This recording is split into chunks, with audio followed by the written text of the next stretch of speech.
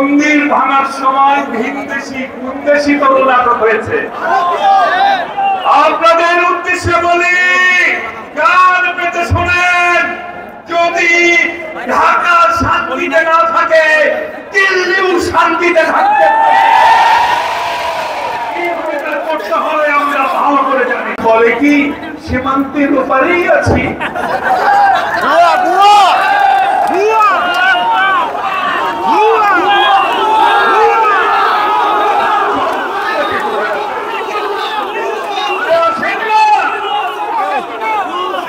আমাদের স্লোগান তো আছেই, আমার ভাই কবরে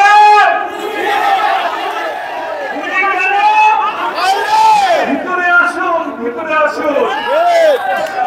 আরে 15-16 বছরে বিএনপির নেতা কর্মীরা তাদের পুরনো জুতো স্যান্ডেল একটাও ফেলে দেয়, আমরা রেখে দিয়েছি উপহার দেওয়ার জন্য।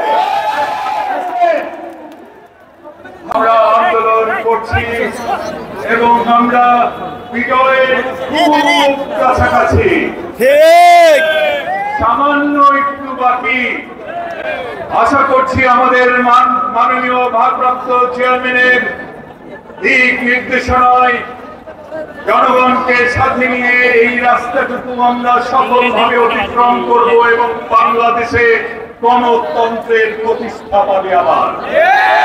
সেই প্রান্তীয় নেতা জননেতা জনাব তারেক রহমান, উপস্থিত স্থায়ী কমিটির নেতৃবৃন্দ, নির্বাহী কমিটির নেতৃবৃন্দ, অঙ্গ সংগঠনের নেতৃবৃন্দ, ভাই এবং সর্বস্তরের নেতা কর্মী ভাই এবং বোনেরা, সাংবাদিক ভাইয়েরা বোনেরা,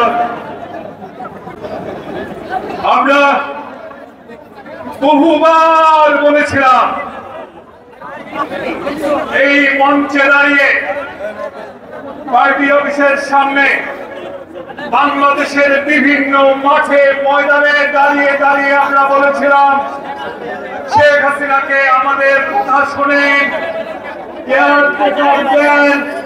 সেই নিরপেক্ষ নির্বাচনের ব্যবস্থা করেন। আমাদের নেত্রী বেগম খালেদা জিয়া বারবার বলেছিলেন, আমাদের নেতা জনাব তারেক রহমান বারবার বলেছিলেন, আমাদের কথা শুনলেন, শুনলেন দাদা বাবুদের কথা, আর শুনলেন কাকুর কথা। আমাদের কথা যদি সেদিন শুনতেন, জনগণের এত ক্ষোভ আপনার বিরুদ্ধে হতো না, এইভাবে পালিয়ে যেতে হতো। এখন বলে কি সীমান্তের ওপারেই আছি।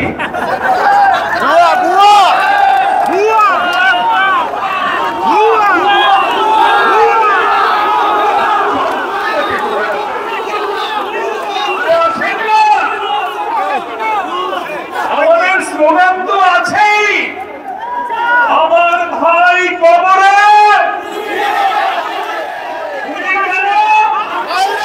ভিতরে আসুন, ভিতরে আসুন। আরে 15-16 বছরে বিএনপির নেতা কর্মীরা তাদের পুরনো জুতো স্যান্ডেল একটাও ফেলে দেয়, আমরা রেখে দিয়েছি উপহার দেওয়ার জন্য।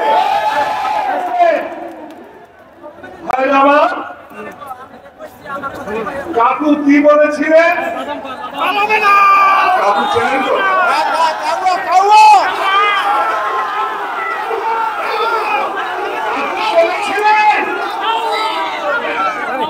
মুজিবের মেয়ে শেখ হাসিনা পালাতে বলেছিলেন না? এখন কাকু কোথায়? কাকু তো দুয়ার দুয়ায় আহেতন না, তাই না? কাকু দুয়ার দুয়ায় আহেতন না। আর আমরা কি দেখলাম? শেখ হাসিনা সে কি দৌড়! এই দৌড়টা যদি অলিম্পিকে দিতে তাহলে তো একটা মেডেল আছে।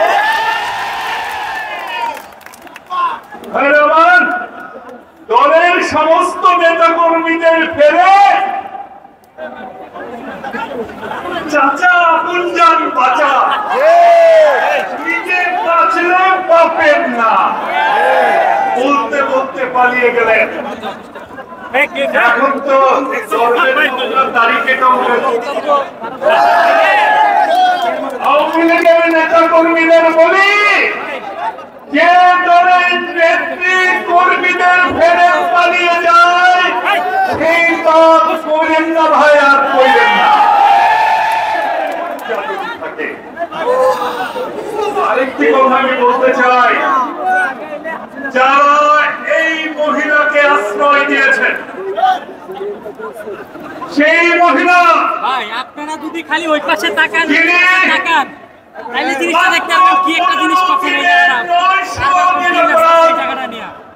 মানুষকে হত্যা করেছেন। এর মধ্যে ছোট ছোট বাচ্চা আপনাদের এই জায়গাটা নিয়ে বিগত 15-16 বছরে বিএনপির শত শত নেতা কর্মীদের তিনি হত্যা করেছেন, গুম করেছেন। এই যে এখান থেকে ইঞ্জিন করে সাতলা চত্বর ভুলে গেছেন। এই ভয়ঙ্কর মাত্রে কিভাবে মাদ্রাসার নিরপরাধ ছাত্রদের উপর জুলুম নেমে এসেছিল, লাল রঙে রঞ্জিত হয়েছিল সেই পিচঢালা রাজপথ। সারা রাত ধরে খুনিরা সেই রক্ত মিশেছে। ভাইরাবার ওই পিলখানায় 57 জন ব্রিগেড অফিসার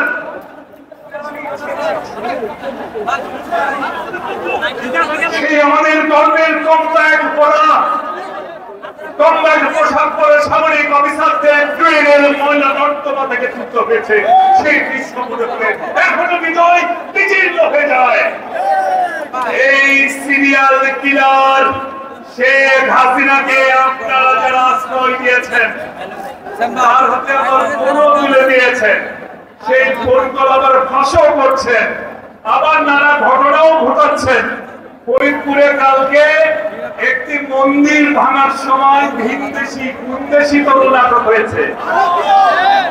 আপনাদের উদ্দেশ্যে বলি, কান পেতে শোনেন, যদি ঢাকা শান্তিতে না থাকে, দিল্লিও শান্তিতে থাকতে কিভাবে তা করতে হয় আমরা ভালো করে জানি।